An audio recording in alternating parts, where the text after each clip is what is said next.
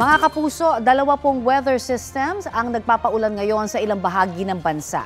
Ayon sa Pag-asa, apektado ng hanging habagat ang Palawan, Zambales, Bataan at Occidental Mindoro.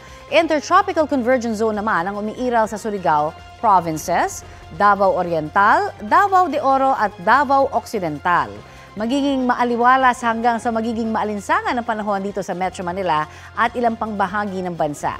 Pero posible muli ang mga local thunderstorm lalo na mamayang hapon o gabi. Sa mga susunod na oras, ito po ay uulanin din halos buong bansa base sa rainfall forecast ng Metro Weather. May tsansa ng heavy to intense rain sa ilang lugar na maaaring magdulot po ng baha o landslide. Samantala, isang bagong low-pressure area ang binabantayan sa labas ng Philippine Area of Responsibility.